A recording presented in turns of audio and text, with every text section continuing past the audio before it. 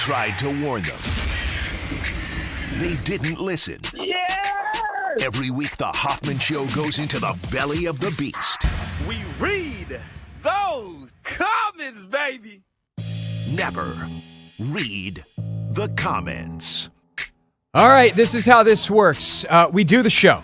It's 3 hours long, between 4 and 7. It's live on the Team 980. It's live on the Odyssey app. It's live on 980's YouTube page. And then afterwards, we chop it all up, make it digestible. We take the segments, we take the meat, say, hey, this is what we talked about today. Digestible for you. And you go on the internet, you watch the parts of the show that you missed on demand, and you leave comments. And some of them are funny, some of them insightful, some of them are mean. I typically just delete those because we don't do that. We try to have a nice, welcoming community. And some are interesting enough that we decide to respond to them on the radio, and then we chop that up, and then we put that on demand, and then the cycle repeats itself. And that's kind of how it ends up working. But we call it Never Read the Comments. And we do it 5:30 on Thursdays live. And here we are. So we start with Matthew Hale, which I almost read, Anthony, as Matthew Whale. Matthew Hale, 8958, in response to our segment on the defensive preview. And for some reason, I'd have to go back and listen to what we said. A lot of Jon Allen trade comments came out of that segment. I was like, did we say something about trading Jon Allen? We might have, but there was a question that I thought was put forth innocently enough that it was worth answering. Anthony, realistically, do you think we trade Allen at the deadline if Newton shows out in the first half of the season, just trying to see the path forward if playoffs aren't on the table? Here's what I would say. It's possible, because everything outside of like trading Jayden Daniels is possible. I would say it's highly unlikely, right? You need a rotation of guys, first of all. And so if the defense is playing moderately well, it's going to be in part because those three guys, John, Duran, and Johnny, are all playing well. Allen, Payne, Newton, good rotation. They're keeping guys fresh. You know, Allen is not having to play too many snaps because Newton is taking some. Fedarian's probably playing all right ball. And they've hopefully elevated the play of the guys on the outside. They've overcome what is perceived to be a lack of talent. And if they're playing well, that's why I'm phrasing it that way. I certainly have questions there on the edge. But they've overcome that because those inside guys are playing really well. If they're not playing well, if the defense is not playing well at all, then I don't know how high Jon Allen's trade value is. Realistically, if I was a team that could use a D tackle, maybe I have one of my top guys get hurt. Let's say like Chris Jones goes down, or the Lions lose one of their guys, or like you're one of those top teams and you're like, I think we can get Jon Allen and it's worth giving up a second round pick for him. Would Adam Peters listen in the middle of the season if the Commanders aren't playing well? Yes. But I think they had a discussion last offseason. John talked about it on stage with us at the Team 980 versus 106.7 The Fan event, that they had a conversation and John bought into what they're building and he wants to be a part of it. I think Jon Allen's preference would be to retire as a Commander. Realistically, Adam Peters has got to do what's best for the team. And if Newton is crushing it and Allen's playing well, but the team overall is not playing very well, could they say like, hey, we're going to, like, you have no guaranteed money left. We're just going to go ahead and trade you and let someone else sign you to a new deal, a la what they did last year with the old regime and Montez Sweat. Yeah. And if you're going to get a high second round pick for that, or a late first even, which seems implausible for a guy his age, but maybe, I think you have to listen if you're Adam Peters. But it's such a fine line to walk, a small needle to thread, that I just don't think that is the likely outcome, Anthony. Yeah. So I don't think we mentioned trade, but for some of the reasons you just named, like he doesn't have any guaranteed money like left on this deal. He has one more year. And also, John has expressed that he wants to win. Like he's tired of like losing and, being in a terrible place. So I think that's probably why the YouTube commenter maybe suggested we trade him, but which, like, if you think of it as like, is he an expiring contract? Not really, but kind of, because you probably either re-sign him after the season or you might move on. Like, if you're gonna move on, why wouldn't you move on early and get something? Like, that is It's 100% on the table. I just don't think it's likely because I think that they're going to want him here long term. He's done, and long term is 2 to 3 years, right? But you don't have to pay Jayden Newton for 2 to 3 years. And so you can afford to have a little bit of a surplus there, especially if you're going to build your other expensive positions, mostly through the draft. Like, one, they have a ton of space. 2, they're on a rookie quarterback timeline, which means you have $60 extra million in cap space that you're not spending on the Joe Burrows, the Dak Prescotts, the whoever is making $60 million a year this year, Mahomes, Lamar, like all those dudes are 50 plus. And Dak hasn't even gotten paid yet. And I think he's still making 50 this year. So he's going to make 60 plus probably. And so with all that extra money and the fact that hopefully your starting left tackle isn't going to be making big money because it's Brandon Coleman. And, Terry's kind of in a similar situation to John contractually. So we'll see what they do with him financially. But corner, you're either I don't think you're spending huge money there. Edge, there's not a ton of edge rushers that get to the market. So maybe you wind up spending some money there. But realistically, you're probably drafting your future lead edge. So I just think that you have the financial flexibility right now to let Jon Allen be a part of your team and the culture setter and a part of the spine of your defense that's really valuable, him and Duran, for the next couple of years. So you probably just continue on that path.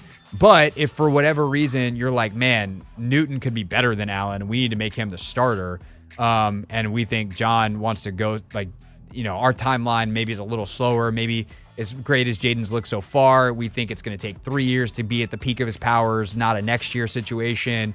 Let's get John somewhere where he can maybe be a rotational piece on a championship team, and that team is willing to give you a second-round pick. I think Adam Peters will listen. You have to have John playing at a certain level, Jayden playing at a certain level. We haven't even seen Jayden really play yet. And then you also need to have the team be at the right balance of success and failure that makes it worth it. So it's a tough needle to thread. P. Laurel commented on our chat with Nate Tice from Friday. Big, long chat about Jayden, about offensive, defensive trends in 2024. And I picked this one out, Anthony, because I think it raises an interesting point. I'm admittedly going to get on a small high horse here, but I'm going to try to do it in a way that is not demeaning and talking down. I realize by admitting that I might be getting on a high horse, then people are automatically going to think I'm being arrogant, but that's the nature of the segment. It's an ask for appreciation of intelligence.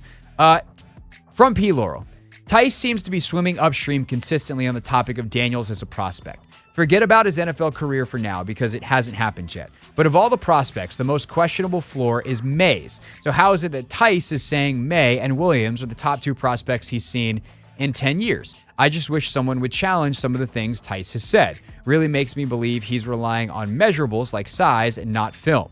Practically every great pocket passer suffers a major injury at some point in their careers. Flip through them in your mind. So size, equating to durability, being a major factor in evaluation is ridiculous. I'll give you some credit for leaning McCarthy. He can play. Talking about me there. Going back to my pre-draft evals as if those are still relevant. And then last but not least, this guy sums up his comment. Ironically, he's also the latest pocket passer that has suffered a major injury. My response to him on the internet, and my response to him that I'll regurgitate and paraphrase, I'll paraphrase myself out loud here, is if you are getting stuck on the final rankings of a really smart analyst, which I very much consider Nate Tice to be, and you are not listening to what they actually say, you're missing the whole point. We get obsessed with the graphic, right? Here is Nate Tice's top 5 QBs in the 2024 draft class. Here's Dan Orlovsky's. Here's Lewis Riddick's. Here's Trevor Sikkema's at PFF. Here's this guy. Here's that guy. Here's Hoffman's. Here's Paulson's. And then you ignore everything that we say when we've done some amount of homework and research and come at it from some level of expertise. And I'm certainly not putting myself on the same level as all those guys I just mentioned, but I don't know nothing, right? We've done an amount of homework to come to those conclusions. And when he says, I wish someone would challenge Nate on some of these things, I did at the Combine. We had that conversation. And he was like, yes, The things you're saying that worry you about Drake May also worry me. I see them. You're not incorrect on the analysis. I just ultimately don't think they matter as much, and thus I would take him on my hypothetical team, right? And he's also not drafting for a team. Nate said in the interview that we did last week that if he was Cliff Kingsbury as an offensive coordinator, the guy that he'd probably want is Jayden Daniels because the skill set matches the scheme, right? So there's nuance, one, that people just love to ignore for what's the baseline ranking on the graphic. And two, the point is not the graphic. The point is not the ranking. The point is the actual information. And then it's up to all of us to suss that out. The reason Nate and I came out with different rankings, even though we saw the players very similarly, is there's stuff, for instance, about Drake May that I just couldn't get over from a consistency standpoint by the end of the process. And there's certain stuff about Jayden Daniels not attacking the middle of the field, for instance, that he really, really values. And Drake May did that at an extremely high level. I don't disagree that there's more of Drake May on tape attacking the middle of the field in college than Jayden Daniels. I just looked at it and was like, I don't think that's an incapability.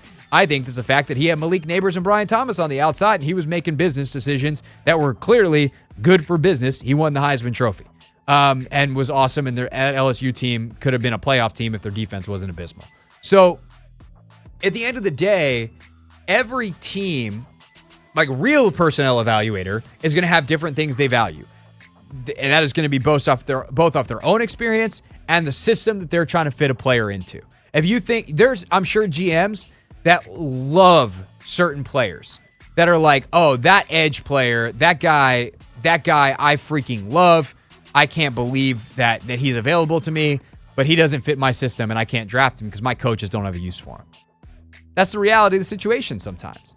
So you can either ignore all that information, all the good intel that an analyst like a Nate Tice, a Louis Riddick, a Dan Orlovsky, all these guys that we have on, Logan Paulson on Take Command, give you and just be like, but they ultimately said ABC, and I think BCA. And often when we say ABC, it's like, I guess A, but I really like B and C too. And the comments are, why do you hate B? I don't. And so my hope would be that if you hear this mini rant, that you go, instead of getting mad and being like, well, then don't do whatever, just take it. Anthony, with me. Woosah. Hey, the whole point of listening to smart people is to get smarter. So I'm going to listen to the smart people and take in the information and be more informed about the game. I know that's not how it's actually going to work for some people, but there are some people listening, I would say probably a silent majority, who will be like, yeah, that's a good point. I'm going to try to be better about that. Did I do a good job of not being too high horsey? I think so. Are you saying that just to make me feel good, or did I actually do a good job? I think you did a good job. Okay. I'm sure someone will tell me otherwise. Confidence is high. Continuing on, never read the comments. We posted another one of Marvin's calls, Anthony, because they're entertaining. Chaos Nux says, Marvin's call was odd. He wanted Quinn, but will relentlessly scrutinize Adam Peters. Also, with how crazy the wide receiver market is, because remember, he wanted either T. Higgins or Devontae Adams or Jamar Chase, I think was it?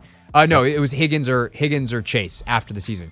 He goes, you really want to have two marquee receivers on the roster you got to pay? That's not a long-term winning strategy for me. Look, remember all the things I said about all the smart people that we have on the show? Yep. We book those guests, then people get to call in and give their opinion on the caller listener line. And we screen those calls, and so not all of them make the air. And not all the ones that make the air we're having on for the substance of the content. Wow.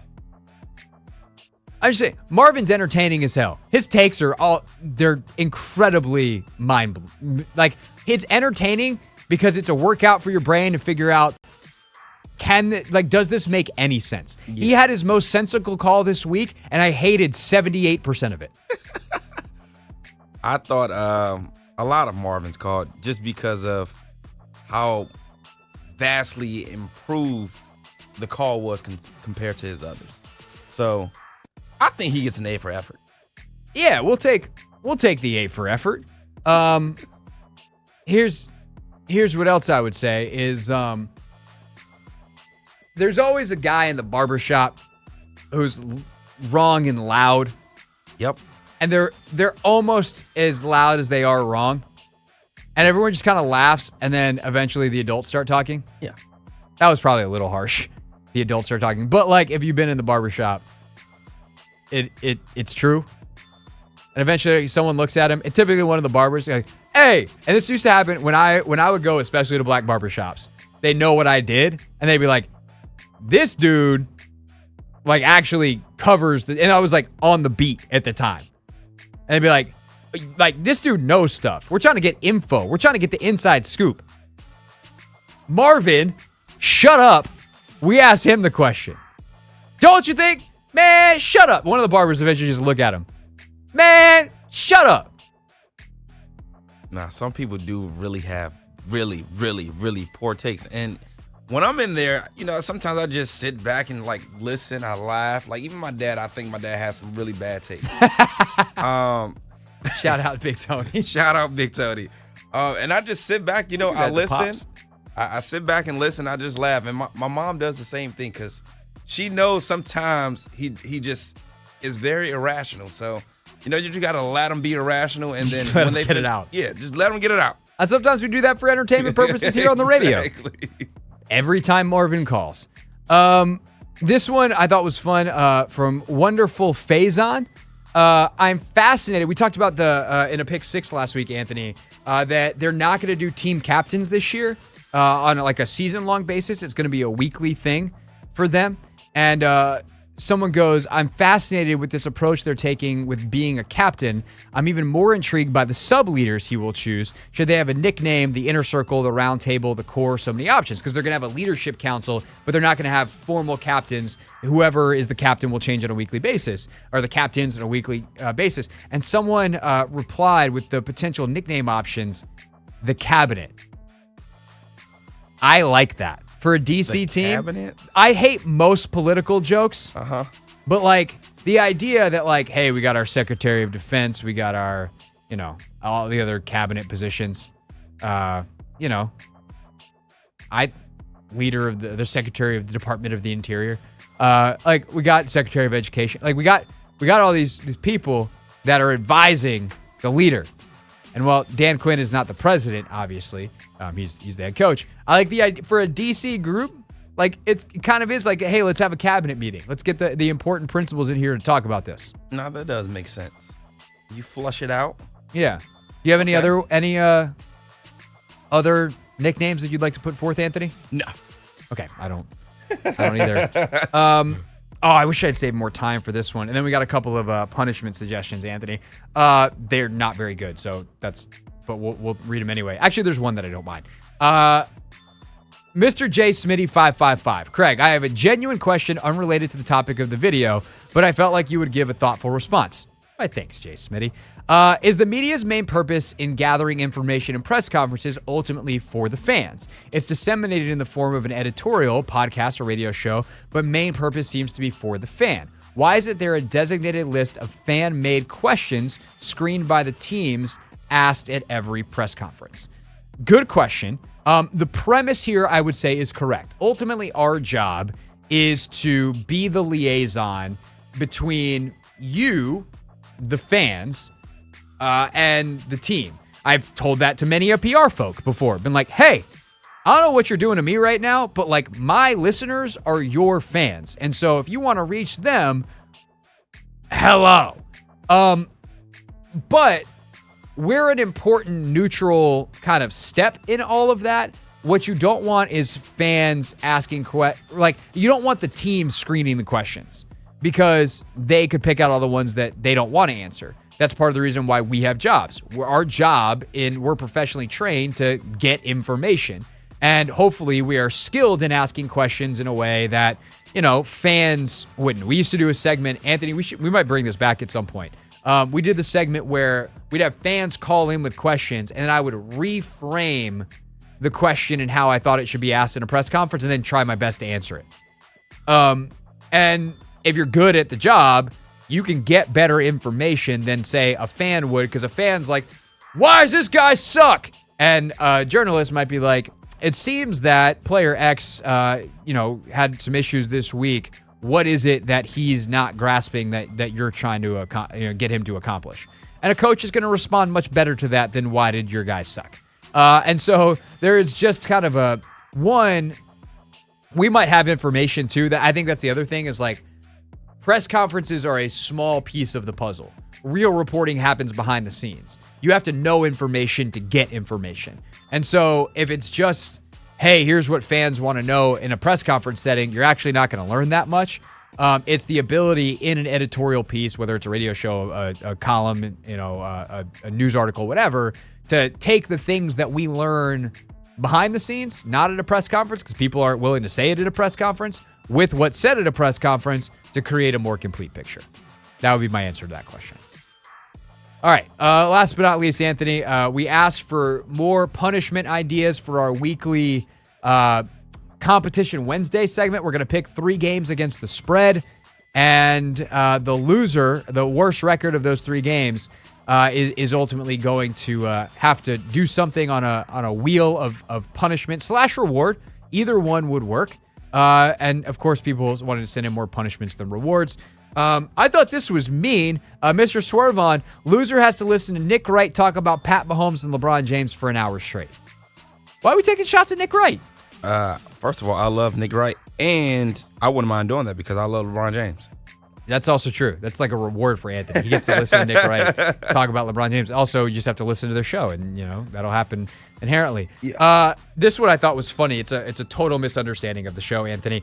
Gibbs fan 19, punishment for Craig, switch your roles for one show. If Craig loses, Craig produces, and Anthony gets to host. Punishment for Anthony, if Anthony loses, he has to produce with Linnell in the same booth as him for one show, with Craig in the show host booth as he normally is, but Ant and Linnell must be together producing in the same booth.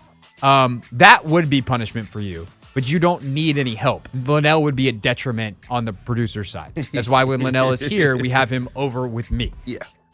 Also, Anthony getting to host the show is actually Anthony's nightmare.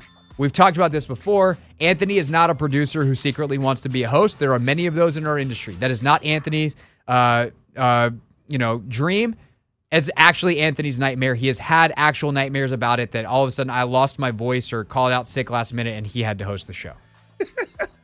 That is true. I do not want to be a show host. So that could actually be a pretty funny, like, the punishment would be Anthony has to, we wouldn't do the whole show. Maybe a segment. But Anthony has to host a segment. Okay. That would be pretty funny. Lie. I will come in here. You'd be so prepared. I would get here 5 hours early. For one segment. For one segment. It will be scripted. It will be mapped out. I will be ready, though. Last but not least, Mike from Southwest. This is what I kind of low-key like. Regarding the bet, loser has to open and close a show during the week with a haiku about losing. I don't know if we have to do a haiku about losing, but like something related to maybe one of the games that you lost, you have to write a haiku. That's like a perfect, that's the right amount for a weekly punishment. Yeah, that's funny, actually. All right, I'm going to put that on the list. We're adding haiku to the list. Hey, this is DA, and you're listening to The Hoffman Show on the Team 980 and the Odyssey app.